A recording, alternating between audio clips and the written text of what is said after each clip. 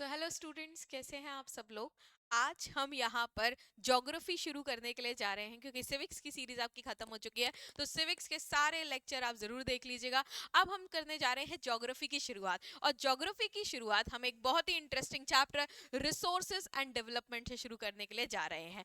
तो जैसा मैंने हमेशा आपसे कहा है कि किसी भी चैप्टर में सबसे जरूरी होता है कि वो नाम, उस चैप्टर का नाम कहना क्या चाह रहा है। तो रिसोर्स एंड डेवलपमेंट, रिसोर्स क्या होती है बेटा? बेसिकली रिसोर्स कोई भी चीज जो आपके इस्तेमाल में है। अगर हम बिल्कुल सिंपल भाषा में बात करें तो जो भी चीज की यूटिलिटी है, जो भी चीज आप इस्तेमाल कर रहे हो और उससे कुछ ना कुछ आपका क्या हो रहा है, भला ही हो रहा है, तो उसको अपन क्या कहते हैं? रिसोर्स कहते हैं। भाई आप कुछ उससे कमा रहे हो, ठीक है, या खा रहे हो, या कुछ भी अगर आपका है यहाँ पर, तो वो क्या कहलाता है? उसको रिसोर्स हम कहते हैं, संसाधन। ठीक है। और उसके अलावा व्हाट इज डेवलपमेंट? तो डेवलपमेंट का मतलब है कि भाई यहाँ पर इंडिया में कितनी सारी रिसोर्सेज है।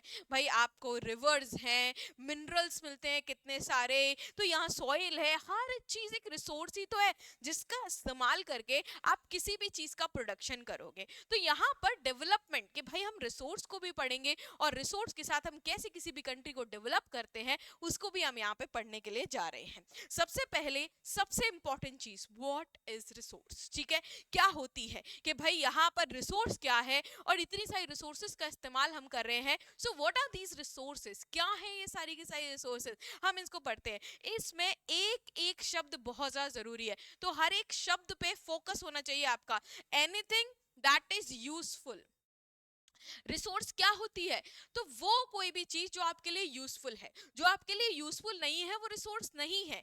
तो रिसोर्स क्या है? जो भी चीज आपके लिए, भले ही एक पत्थर, अगर वो पत्थर आपके लिए यूजफुल है तो भाई वो रिसोर्स है। लेकिन क्या सिर्फ यूजफुल होने से वो रिसोर्स बनेगा?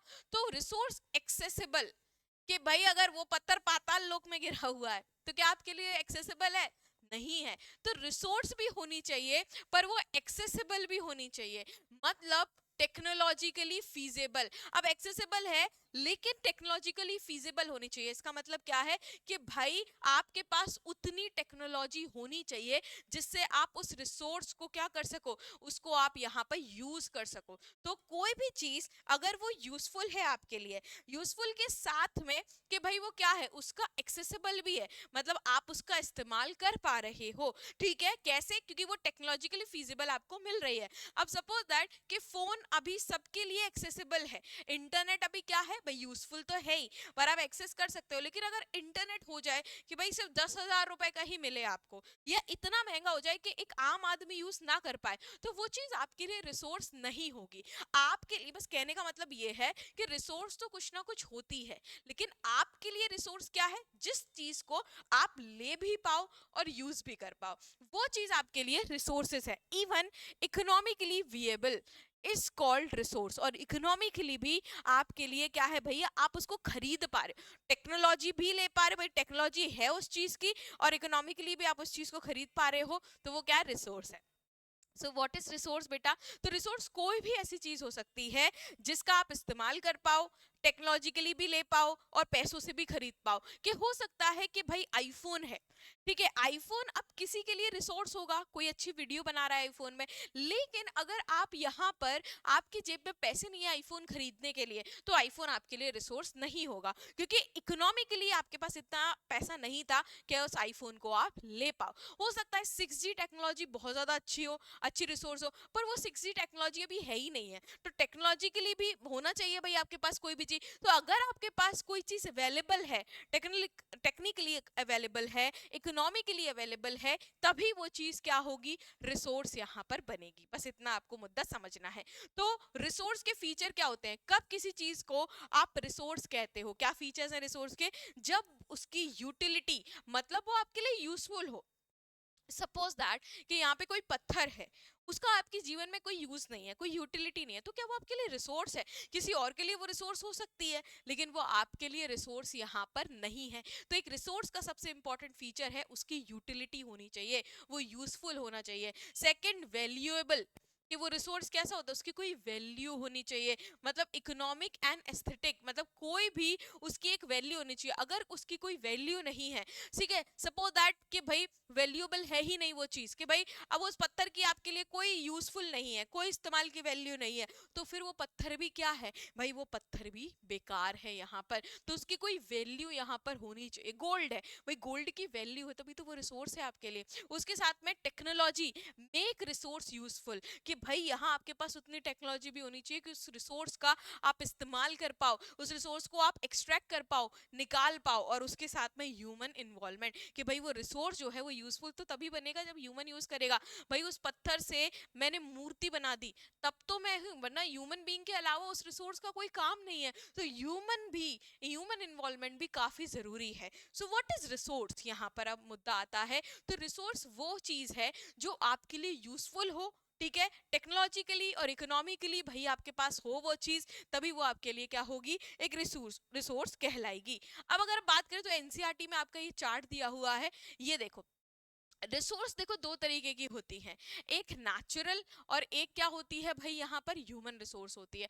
देखो ह्यूमन बीइंग भी तो एक रिसोर्स है। अगर आप किसी का इस्तेमाल करो, सपोज दैट कि आप यहाँ पर स्टडी शॉट का इस्तेमाल कर रहे हो पढ़ने के लिए, तो भाई ये स्टडी शॉट आपके लिए क्या हो गया, रिसोर्स हो गया। ह्यूमन ने ही तो बनाया है ये। तो रिसोर्सेज भी आपको दो, एक जो नेचुरली मिलेगी, एक जो ह्यूमन के द्वारा बनाई गई है, ठीक है। तो भाई यहाँ पे एक चार्ट है, चार्ट को आपको याद करना है कि भाई नेचुरल रिसोर्स होती है और रिसोर्स कैसी होती है, ह्यूमन रिसोर्स यहाँ पे होती है। नेचुरल रिसोर्स की बात करो तो नेचुरल रिसोर्स क्या है भाई, ये चार्ट अगर आपने यहाँ पर पढ़ा तो इसका मतलब क्या है भाई, आप इससे रिसोर्सेस को पढ़ सकते हो। तो रिसोर्सेस मतलब आपके इस्तेमाल की चीज, या तो आपको नेचुरली मिल जाएगी कहीं पर, या फिर आपको क्या मिल जाएगी, या तो ह्यूमन बीइंग उसको मिलाएगा, ठीक है। नेचुरल जो रिसोर्सेज होती हैं जो आपने निकाली, वो भी दो तरीके की होती हैं, क्या, रिन्यूएबल और नॉन रिन्यूएबल। रिन्यूएबल रिसोर्सेज कौन सी होती हैं, जिन रिसोर्सेज को आप इस्तेमाल करोगे लेकिन वो खत्म नहीं होंगी, ठीक है।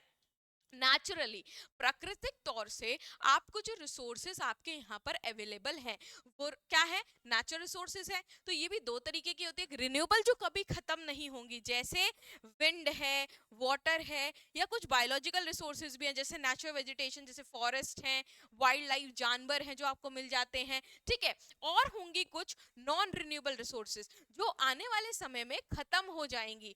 जैसे आपका अगर अपन बात करें नॉन रिन्यूएबल रिसोर्स का, तो फॉसिल फ्यूल जो रिसाइकल भी नहीं होते। देखो नॉन रिन्यूएबल को भी आप रिसाइकल कर सकते हो, भाई मेटल है, मेटल आप रिसाइकल कर सकते हो। तो नॉन रिन्यूएबल जो खत्म हो जाएंगी, लेकिन ये भी दो तरीके की होती है, एक जिनको आप रिसाइकल कर सकते हो, एक जिनको आप रिसाइकल नहीं कर सकते, ठीक है। इस तरीके से आपकी यहाँ पर क्या होती हैं, रिसोर्सेस होती हैं। देन इसके बाद आप बात करें तो ह्यूमन रिसोर्स भी है, भाई ह्यूमन बीइंग से ही तो सारी रिसोर्सेज है। नेचुरली जो भी चीज मिल रही है उसका इस्तेमाल करके ह्यूमन ही तो कुछ बनाएगा, तो ह्यूमन भी रिसोर्स है। ह्यूमन रिसोर्स क्या होती है भाई, ह्यूमन रिसोर्स में स्ट्रक्चर, इंस्टीट्यूशन आते हैं, क्वांटिटी और क्वालिटी भी आती है। भाई यहाँ पे जितने भी इंस्टीट्यूशंस बने हुए हैं सब ह्यूमन रिसोर्स है।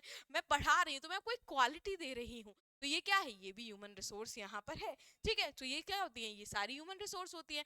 तो रिसोर्सेज के अगर अपन टाइप की बात करें तो यहाँ पर ये तो अपन ने कॉमन दो टाइप में बांट दिया कि रिसोर्स या तो नेचुरली मिल रही हैं तो उनको अपन नेचुरल रिसोर्स कहेंगे, या अपन ह्यूमन रिसोर्स कहेंगे। ये तो अपन ने नॉर्मली बांट दिया, लेकिन कुछ चीजों के हिसाब से भी रिसोर्स को बांटते हैं। जैसे on the basis of origin, कि भाई उस रिसोर्स कैसे ओरिजिन में आई है, कैसे वो रिसोर्स बनी है, इसके हिसाब से रिसोर्सेज को अपन बायोटिक रिसोर्स और अबायोटिक रिसोर्स में बांट देते हैं। बायोटिक रिसोर्स क्या होती है, जो भी लिविंग है, मतलब उसका जन्म कैसे हुआ है, उसका फॉर्मेशन कैसे हुआ है, उसके हिसाब से रिसोर्सेज को पहला हमने किस में बांटा, तो पहला बायोटिक बांटा, मतलब जितनी भी लिविंग बीइंग है, चाहे वो जानवर हो चाहे पेड़ पौधे हो, तो ये सब बायोटिक रिसोर्स है, प्लांट, एनिमल, ह्यूमन। और एबायोटिक रिसोर्स कौन सी है, जो नॉन लिविंग है, वाटर, मिनरल, मैटर। तो रिसोर्सेज क्या होती हैं भाई, रिसोर्सेज दो प्रकार की होती हैं, बायोटिक और आपकी एबायोटिक। किसके बेसिस पे, ओरिजिन के बेसिस पे, कि उनकी उत्पत्ति कैसे हुई, बना कैसे है वो रिसोर्स, ठीक है। सो यहाँ पर लिविंग और नॉन लिविंग होती हैं। फिर अगर बात करेंगे तो एग्जॉस्टिबिलिटी, कितनी जल्दी वो रिसोर्स खत्म हो जाएगी। मतलब कि अगर मैं कोयला इस्तेमाल कर रही हूँ, फॉसिल फ्यूल इस्तेमाल कर रही हूँ, तो वो खत्म हो जाएंगे, वो फिर दोबारा नहीं बनेंगे मिलियन ऑफ ईयर तक, ठीक है। लेकिन मैं अगर वाटर का इस्तेमाल कर रही हूँ तो उसमें ऐसी कोई बात नहीं है। तो एग्जॉस्टिबिलिटी के हिसाब से रिसोर्सेज रिन्यूएबल होती हैं और कौन सी होती है, नॉन रिन्यूएबल होती हैं। रिन्यूएबल रिसोर्स जो रिप्लेनिश नेचुरली अपने आप को दोबारा रिवाइव कर लेती हैं, जैसे सोलार एनर्जी है, विंड एनर्जी है, वाटर है, ठीक है, फॉरेस्ट है। और नॉन रिन्यूएबल जो भाई यहाँ पर क्या है, लिमिटेड है, एक बार एग्जॉस्ट हो गई तो ऐसा नहीं कि वापस ना आए, मिल जाएंगी लेकिन बहुत समय लगेगा दोबारा इनको बनने में। तो ये क्या है, पेट्रोलियम है, कोल है, नेचुरल गैस है, मिनरल है, ये सारी। तो अभी रिसोर्सेज हमें ओरिजिन के बेसिस पे पड़ी, वो दो तरीके की होती हैं, लिविंग और नॉन लिविंग, बायोटिक है बायोटिक, और यहाँ पे एग्जॉस्टिबिलिटी के हिसाब से रिन्यूएबल और नॉन रिन्यूएबल। अब ओनरशिप के हिसाब से भाई कोई भी रिसोर्स किसकी है, उस पे ओनरशिप किसकी है, इसके हिसाब से भी रिसोर्स या तो इंडिविजुअल भाई या तो प्राइवेट होते हैं। मेरा घर मेरी रिसोर्स है, मेरा घर मेरे इस्तेमाल के लिए है, वो मेरी रिसोर्स है। तो इंडिविजुअल रिसोर्स भी होती है भाई जिसपे ओनरशिप किसी प्राइवेट इंसान की है, ठीक है। देन कम्युनिटी ओन रिसोर्स भी होती है कि भाई कोई विलेज है, कोई पार्क है जो एक कम्युनिटी का है, ठीक है। या फिर नेशनल रिसोर्सेज भी होती है, मतलब कि गवर्नमेंट की रिसोर्सेज जिसपे कंट्रोल किसका है, जिसपे कंट्रोल आपका गवर्नमेंट का है। तो गवर्नमेंट की रिसोर्सेज भी यहाँ पर होती हैं, ठीक है, जिसपे गवर्नमेंट कंट्रोल है, ठीक है, जो सबके लिए, वो आम इंसान के लिए है, सबके लिए, उसको नेशनल रिसोर्स कहते हैं, मिनरल वाटर बॉडीज, ठीक है, यहाँ पर। सो बेसिकली क्या है, ये सारी की सारी नेशनल रिसोर्स है, मतलब गवर्नमेंट की परमिशन के बिना आप इन रिसोर्सेज में एंटर नहीं कर सकते हो, गवर्नमेंट की ओनरशिप है इनके ऊपर। और इंटरनेशनल रिसोर्स होते हैं जो इंटरनेशनल इंस्टीट्यूशन चलाते हैं, जैसे ocean resources beyond 200 nautical miles. अगर अपन बात करें तो यूएन का लॉ है यहाँ पर कि भाई यहाँ पे इंडिया है, इंडिया के नीचे क्या आता है, इंडियन ओशियन आता है। तो कह दो क्या पूरा इंडियन ओशियन अपना ही है, नहीं, ये इंटरनेशनल रिसोर्स है भाई, जो किसी कंट्री के रिसोर्स नहीं है, इंटरनेशनली यूएन के द्वारा और इंटरनेशनल ऑर्गेनाइजेशन के द्वारा गवर्न होती है। तो वो रूल बना देते हैं कि भाई एक सर्टेन माइल्स तक ही इंडियन ओशियन हमारा है, वरना वो इंडिया का नहीं है। तो इस तरीके से जो रिसोर्सेस होती हैं वो ओनरशिप के हिसाब से कई सारे उसमें बटी होती हैं।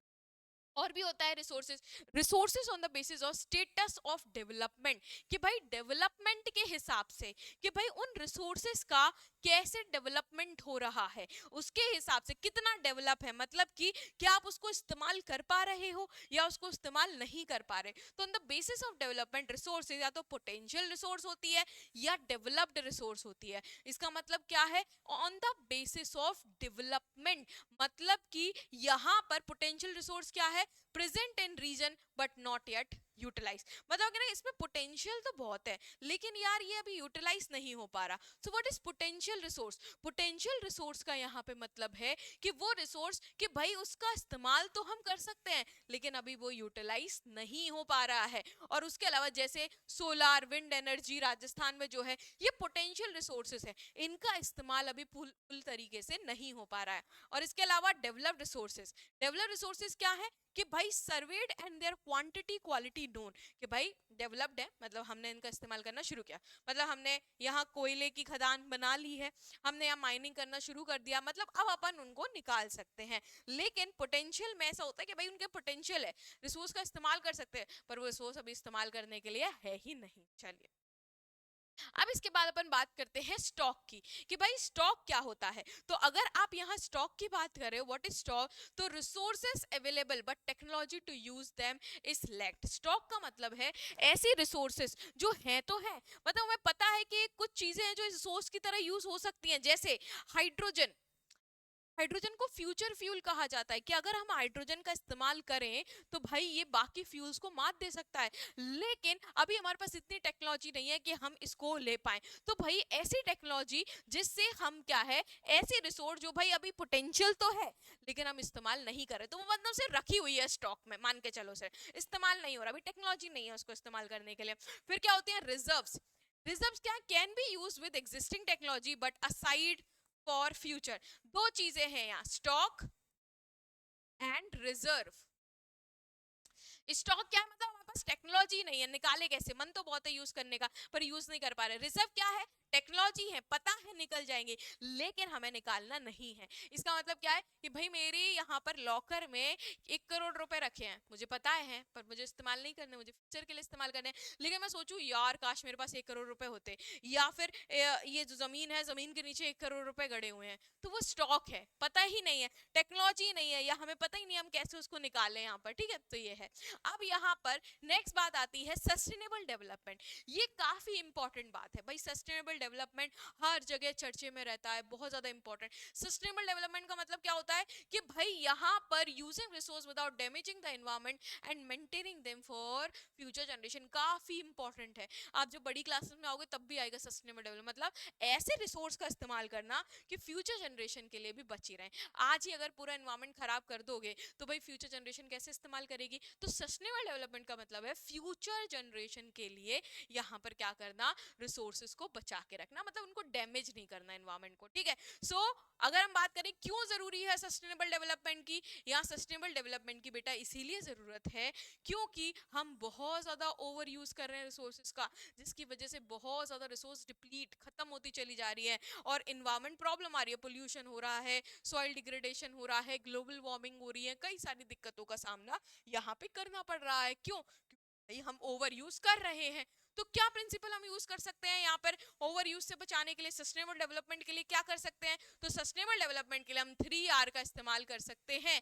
3R काफी जरूरी है सस्टेनेबल डेवलपमेंट के लिए, मतलब कि रिड्यूस, मतलब कि रीयूज, मतलब कि रिसाइकल। पहले तो हम चीजों को कि भाई अगर हम 4 बाल्टी से नहा रहे थे तो 2 से रिड्यूस कर दो भाई नहाना, ठीक है, कम पानी से नहाओ, रीयूज। अगर हमने यहाँ पर अगर बात की है तो आपने नहाया है, आपने आरओ में इस्तेमाल किया है, तो उसको पेड़ में डाल दो पानी, कुछ भी कर लो उससे, कपड़े धो लो, रीयूज करो। रिसाइकल भाई दोबारा उसका इस्तेमाल करो। पेपर है या बुक्स है, बुक्स को रिसाइकल में डाल दो। तो ये 3R का अगर हम इस्तेमाल करेंगे तो ये एक इंपॉर्टेंट प्रिंसिपल है जिससे हम सस्टेनेबल डेवलपमेंट यहाँ पे क्या है कर सकते हैं। और इसके अलावा अगर हम बात करें कंजर्वेशन, अगर हम यहाँ पर कंजर्व करना शुरू करें चीजों का, यहाँ पे हम वाटर रिसोर्स को कंजर्व करें, हम इतना फालतू में एक्सप्लॉइट ना करें, तब हम यहाँ पे कर सकते हैं। ये एक इंपॉर्टेंट चीज है। इवन हम रिन्यूएबल एनर्जी का यूज करें, हम नॉन रिन्यूएबल यूज ही क्यों कर रहे हैं, हम क्यों कर रहे हैं कोल पेट्रोलियम का इस्तेमाल, जब हमको पता है कि कोल पेट्रोलियम से यहाँ पोल्यूशन होता है, हमें पता है कि ये एक दिन खत्म हो जाएंगी, तो हम क्यों इस्तेमाल कर रहे हैं, इसलिए हम रिन्यूएबल इस्तेमाल करें। भाई हम यहाँ पे सोलार एनर्जी का इस्तेमाल करें। ठीक है, देन मेंटेन बायोडाइवर्सिटी, कि जब अगर हम यहाँ पे बात करें प्लांट एनिमल इनको बचाएंगे, डाइवर्सिटी मेंटेन होगी तभी तो हम कुछ कर पाएंगे, तो ये जरूरी है। एंड प्लान्ड डेवलपमेंट, और भाई एक प्लानिंग करके हम यहाँ पे डेवलपमेंट करेंगे तब जाके यहाँ पे क्या हो पाएगा, तब जाके यहाँ पर हमारा डेवलपमेंट हो पाएगा। The resource planning India, India में यहाँ पे रिसोर्स प्लानिंग कैसे होती है। अगर हम रिसोर्स प्लानिंग की बात करें इंडिया में, क्या इंडिया में हम रिसोर्स की प्लानिंग कर रहे हैं। व्हाट इज रिसोर्स प्लानिंग, सबसे पहले कि भाई हमारे यहाँ रिसोर्स तो सारी हैं लेकिन उनको इस्तेमाल कैसे करना है। रिसोर्स तो हमारे पास काफी है पर उन रिसोर्स को यूज में कैसे लेके आना है। उन रिसोर्स को ऐसे तो हम अगर छोड़ दे तो भाई हो सकता है पूरी टंकी आज ही खत्म कर दो, ना कर 4 बाल्टी 10 बाल्टी का इस्तेमाल करो, पर एक प्लानिंग कि भाई नहीं मुझे ऐसे ऐसा इस्तेमाल करना है। तो क्यों प्लानिंग की जरूरत है, प्लानिंग की इंडिया में जरूरत है क्योंकि हमारे यहाँ रिसोर्सेज अनइवनली डिस्ट्रीब्यूटेड है। अगर आप रिसोर्सेज की बात करो इंडिया में, तो इंडिया में आपको पूरे इंडिया में अनइवनली रिसोर्सेज का डिस्ट्रीब्यूशन दिखेगा। कहीं आपको कोल है, कहीं अगर बात करें आयरन है, कहीं आपको नॉन मेटलिक मिनरल मिलेंगे, तो हर जगह पे अनइवन डिस्ट्रीब्यूशन है।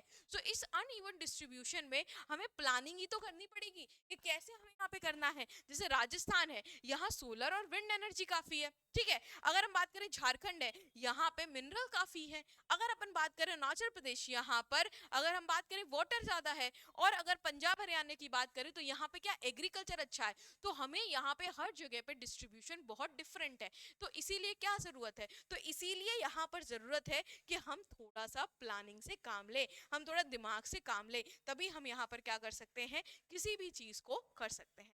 नेक्स्ट अगर अपन बात करें तो यहाँ क्या है, लैंड रिसोर्सेज। अब रिसोर्स की तो हमने बात कर ली। रिसोर्स क्या होता है, किसी भी चीज का आपके लाइफ में यूज है, टेक्नोलॉजिकली आपके लिए अवेलेबल है, ठीक है। और अगर अपन बात करें इकोनॉमिकली तो वो क्या है, वो इसकी टेक्नोलॉजी है, इवन उसके साथ आपके पास पैसा भी उसको खरीदने का, तो वो रिसोर्स है। नेचुरल भी हो सकती है, ह्यूमन सकती है। तो रिसोर्स, एक जमीन भी तो एक बड़ी रिसोर्स है भाई। ह्यूमन बीइंग के लिए जो सबसे बड़ी रिसोर्स है वो क्या है? जमीन। लैंड रिसोर्स काफी बड़ी है। तो ये लैंड रिसोर्स आखिरकार है क्या? तो बेसिकली अगर हम बात करें तो forest, agriculture, pasture land, waste land, settlement, industry, transport, communication, हर चीज। बिना जमीन के क्या हवा में तैरोगे?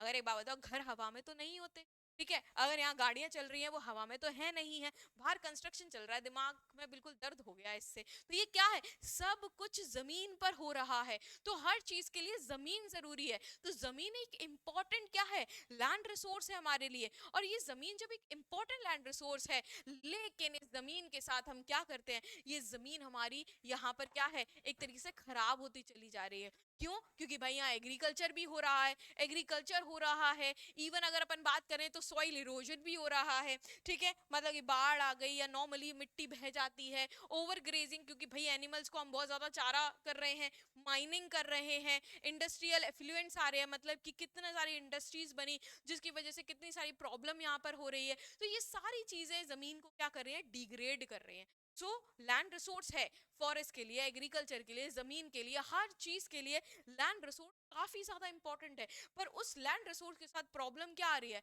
प्रॉब्लम ये आ रही है कि जमीन डिग्रेड हो रही है। किससे डिग्रेड हो रही है? तो पेपर में आपको ये पॉइंट्स लिखने हैं, soil erosion, grazing, mining, industrial effluent से। पर सोल्यूशन क्या है? सोल्यूशन है कि हम एफोरेस्टेशन करें। मिट्टी की परत, सॉइल इरोजन का मतलब क्या होता है? मिट्टी की परत का हटना। लेकिन जब पेड़ होंगे तो मिट्टी की परत नहीं हटेगी। तो हमें एफोरेस्टेशन, ज्यादा से ज्यादा पेड़ लगाने चाहिए, हमें यहाँ पे ग्रेजिंग को कंट्रोल करना चाहिए, हमें प्रॉपर माइनिंग करनी चाहिए, और यहाँ पे रिकम्बिनेशन ऑफ डिग्रेडेड लैंड, कि भाई अगर हमने यहाँ इंडस्ट्रियल डेवलपमेंट से जमीन खराब हो रही है तो इस जमीन को क्या करना चाहिए? भाई उसको दोबारा सुधार करना चाहिए। तो ये बहुत इंपॉर्टेंट है। अब land is a important natural resource. अब लैंड के बाद जो एक और जरूरी नेचुरल रिसोर्स है वो है सॉइल। मिट्टी भी तो एक रिसोर्स है। मिट्टी के बिना खाओगे क्या? क्योंकि एग्रीकल्चर तो वहां पर ही होगा। तो ये भी एक इंपॉर्टेंट रिसोर्स है। तो भाई अगर अपन यहाँ पे बात करें कि factors of soil formation, soil कैसे बनती है, मिट्टी कैसे बनती है? मिट्टी बनती है बेटा पत्थर से। अगर हम मिट्टी की बात कर रहे हैं तो ये सॉइल किससे बनती है? रॉक से। ये रॉक ही है जो भाई क्या बनती है? अगर हम बात करें तो पहाड़ों से नदियां आती हैं, पत्थरों को काटती हैं, ठीक है? पत्थरों को काट कर यहाँ पे पहाड़ है, समतल मैदान है, मतलब रिलीफ है जो मिट्टी को यहाँ पर बनाते हैं, ठीक है? नदियां आती हैं, पत्थर बिल्कुल पिस जाते हैं, मिट्टी का फॉर्मेशन हो जाता है। और ये मिट्टी, भाई ये क्लाइमेट, तो भाई मिट्टी के बनने के क्या क्या कारण है? मिट्टी देखो, कहीं ब्लैक सॉइल मिलती है, कहीं लेटराइट सॉइल मिलती है, इतनी सारी सॉइल जो हमें मिल रही है, कैसे बन रही है? क्योंकि पहला है, मिट्टी बनती किससे है? रॉक से। एक पेरेंट रॉक होता है। फिर वेजिटेशन, कहाँ पर कैसा हिसाब है? रिलीफ। देन क्लाइमेट, भाई ठंडा क्लाइमेट है, गर्म क्लाइमेट है, कैसा क्लाइमेट है उसके हिसाब से बनती है। एंड वेजिटेशन, भाई कैसे वहां पर पेड़ पौधे हैं, और लगता है टाइम। इन सब चीजों से बनती है आपकी मिट्टी, ठीक है? पेपर में आपको यही पॉइंट लिखकर आने हैं, ऐसे आपकी मिट्टी क्या है? बनती है। भाई जब मिट्टी जो बनती है तो इंडिया में आपकी मिट्टी कौन कौन से तरीके की मिट्टी आपको मिलती है? तो इंडिया में सबसे फर्टाइल, जो मोस्ट फर्टाइल, जो नॉर्दर्न प्लेन, मतलब कि कहाँ मिलती है? जो आपको यूपी, बिहार, वेस्ट बंगाल, इन साइड जो आपको मिट्टी मिलती है, दैट इज एलुवियल सॉइल। यहाँ क्या मिलती है? एलुवियल सॉइल मिलती है। व्हीट, राइस, शुगर केन के लिए काफी अच्छी मिट्टी है। सेकंड अगर बात करें ब्लैक सॉइल, ये लावा रॉक से बनती है। सारी ही मिट्टी पत्थर से, रॉक से ही बनती है, लेकिन लावा रॉक से जो मिट्टी बनती है वो कौन सी है? Black soil. कॉटन के लिए काफी अच्छी होती है ये, क्योंकि ये मॉइस्चर काफी रिटेन करके रखती है। Next red and yellow soil, ये मेटामॉर्फिक रॉक से बनती है, ठीक है? तो इसमें ह्यूमस नहीं होता, ठीक है? अगर अपन बात करें तो इसमें बहुत अच्छे से आप क्या नहीं कर सकते हो? खेती नहीं कर सकते हो। और होती है ठीक है? तो लेटराइट सॉइल का बात करें तो ये हाई रेनफॉल के लिए काम आती है। टी, कॉफी यहाँ पे फर्टिलाइज होते हैं। इसका एक स्क्रीनशॉट ले लेना, ये बहुत क्विकली आप क्या है इसको लिखेंगे तो आप इजीली इसको याद कर सकते हैं। इसके बाद अगर अपन बात करें एरिड सॉइल, तो डेजर्ट में जो सॉइल मिलती है उसको अपन क्या कहते हैं? एरिड सॉइल कहते हैं। ये सैंडी होती है, सलाइन, नमकीन होती है आपकी। और फॉरेस्ट सॉइल मिलती है हिली और माउंटेन रीजन। माउंटेन रीजन में जो सॉइल आपको मिलती है वो कौन सी है? वो है आपके यहाँ पर फॉरेस्ट सॉइल, ठीक है? लेकिन अब क्या है, जैसे जमीन के साथ दिक्कत है कि जमीन डिग्रेड हो रही है, वैसे ही यहाँ पे सॉइल के साथ भी दिक्कत है कि सॉइल इरोजन हो रहा है और इसका कंजप्शन बहुत है। क्यों? क्योंकि भाई soil erosion, what is soil erosion? Removing of top layer of fertile layer. अगर अपन बात करें सॉइल की, जो टॉप लेयर है जो सबसे फर्टाइल होती है, उसका हट जाना, हो सकता है विंड से, हो सकता है वाटर। क्यों? क्योंकि आप पेड़ काट रहे हो। क्यों? क्योंकि ओवर ग्रेजिंग हो रही है। क्यों? क्योंकि भैया फार्मिंग प्रैक्टिस अच्छी नहीं है। और फ्लड, पानी से, हवा से, कैसे भी अगर ऊपर की लेयर हट जाती है तो उसको अपन सॉइल इरोजन कहते हैं। और मिट्टी यहाँ पे उससे क्या हो जाती है? बर्बाद हो जाती है। तो सॉइल इरोजन को रोकने के लिए भाई यहाँ पर अगर बात करें तो सबसे पहले तो सॉइल इरोजन कितने टाइप का होता है? तीन: शीट इरोजन, गली इरोजन एंड विंड इरोजन। अगर अपन बात करें यहाँ पर तो कैसे आप कंट्रोल कर सकते हो? डिफोरेस्ट करके आपने सॉइल इरोजन किया तो क्या करना पड़ेगा? एफोरेस्टेशन करना पड़ेगा, ज्यादा से ज्यादा पेड़ लगाने पड़ेंगे। ठीक है, कंट्रोल ग्रोइंग, मतलब कि आपको यहाँ पर फार्मर को टेक्निक बदलनी पड़ेंगी अपनी फार्मिंग की। उसके साथ में शेल्टर बेल्ट लगाने पड़ेंगे। ठीक है, आपको उसके साथ में क्या करना पड़ेगा? भाई यहाँ पे ग्रेजिंग को कंट्रोल करना पड़ेगा और प्रॉपर इरिगेशन फैसिलिटी। तब जाके यहाँ पर क्या होगा? तब जाके यहाँ पे सॉइल। सो ये आपका एक क्विक समरी थी, एक तरीके से क्विक आपका वन शॉट था। आप इसको देखिए इजीली, अब धीरे धीरे बस ये जो पॉइंट है ना, इन पॉइंट्स को अपने रखिए और पेपर देने के लिए आइए। All the best.